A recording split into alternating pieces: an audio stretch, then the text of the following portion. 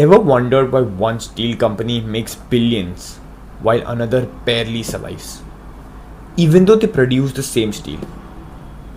To understand that, we have to go back 4,000 years, travel through America's first billionaire, China's steel takeover, India's steel revolution, and finally crack the real code behind how steel companies are valued today.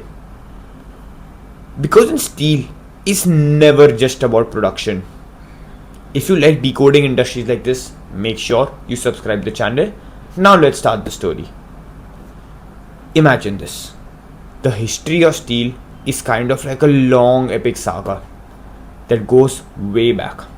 Way back. We are talking about ancient times, as old as 1800 BCE, where blacksmiths were starting to figure out how to smelt iron and add a bit of carbon.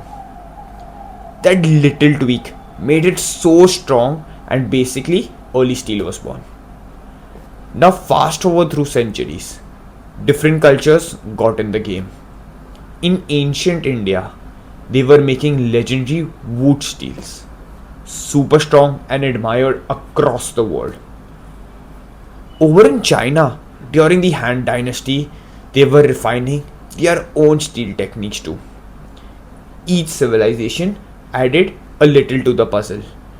But the real game changer came in the 19th century with the Industrial Revolution. That's when the Bessemer process showed up around the world. The 1850s made it possible to mass produce steel cheaply and efficiently. Suddenly, steel went from a special material to the backbone of railways, skyscrapers, and basically the modern world.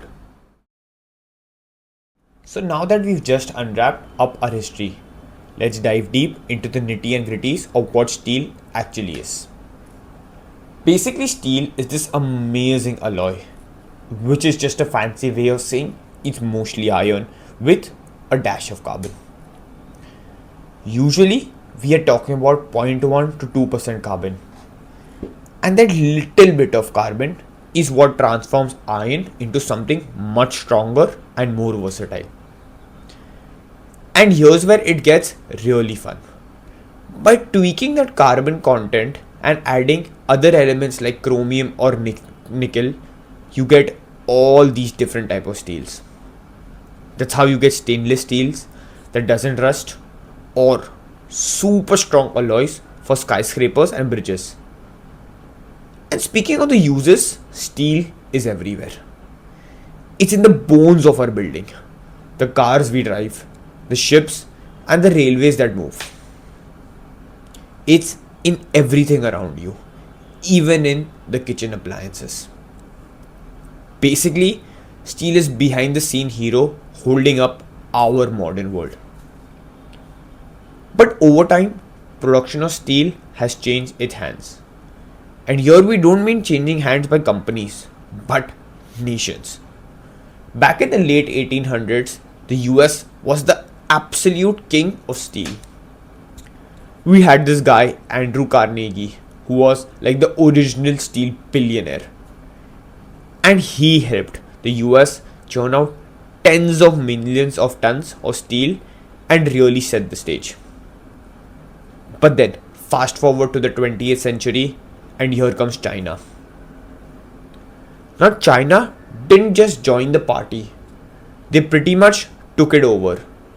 The Chinese government went all in, pouring in subsidies, massive infrastructure buildings, and basically creating a steel making machine that pumped out over 1 billion tons a year.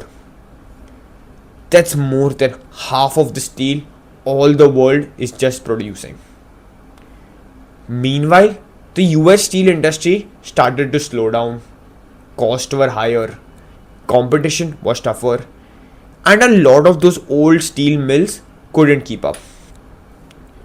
So that's how we went from the Carnegie's America leading the steel charge to China's government fueled steel revolution, and now to India. Picture this. After independence, India really saw steel as the backbone of industrial development. The government set up big state-owned companies like SAIL in the 1950s and 60s. And for a while, these public sector giants were really the heart of India's steel industry. But fast forward a few decades and things started to change. By the 1990s and 2000s, the Indian government began opening up the economy. They started privatizing some of those old state-owned steel plants and introduced all sort of policies to help the industry modernize and protect the industry. They put in anti-dumping duties to keep cheaper foreign steel from flooding the market. And they introduced things such as the Mines and Mineral Act to help companies secure their own raw material. And of course, there were some bumps along the way. We had big companies like Bhushan Steel running into huge debt and going bankrupt. Bhushan Steel was eventually taken over by Tata Steel through the insolvency process. And that was all a part of the bigger transformation where private companies like Tata Steel and JSW Steel became the new leaders of the pack. Today, India is the second largest producer of steel, producing over 100 plus million tons a year and still growing. But the valuation of Indian steel companies is pretty interesting. Tata Steel is actually the biggest producer, but they have a lower market cap compared to JSW Steel. But why is that the case? Why is one player rewarded more by the markets even if its production is lower? Broadly, there are three big levers that define the valuation of any steel company. And trust me, these three levers matter more than simply how many tons they produce. Steel is literally a weight game. It's heavy, bulky, low value per kg, which means one thing: logistics can make or break your margins. Let me give you a simple example here. JSW's plants, most of them are located in either Vijayanagar or Dolvi, which is close to the ports. That means cheap imports, cheap exports of finished steels. Their logistic cost per ton is among the lowest in the industry. While PSUs such as SAIL, they have their plants deep inside cities and their logistic cost per ton is around 2x to 3x the size of JSW Steel. They are at least 700 to 1000 kilometers away from the port. So imagine this: both of them make the exact same product. JSW starts the race with a rupees 1000 per ton advantage just because they are near to the port. This is why logistics is such a high valuation lever. And even if the two companies produce the same steel, their profits per ton vary dramatically. The second lever is all about technology. Modern technology is equal to lower cost per ton, higher quality, fewer breakdowns, and better energy efficiency. JSW's Vijayanagar plant is one of the most modern, efficient integrated steel plants across the world.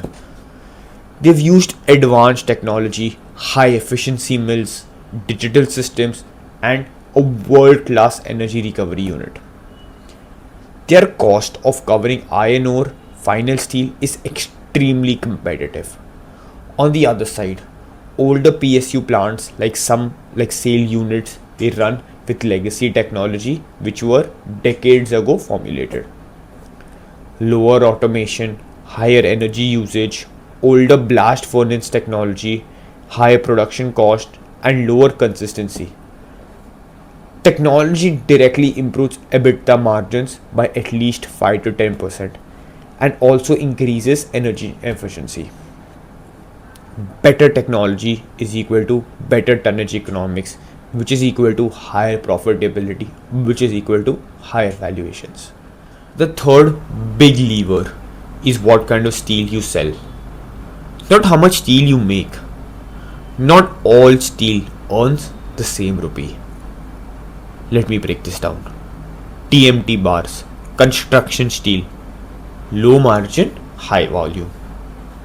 Hot roll coils, medium margin.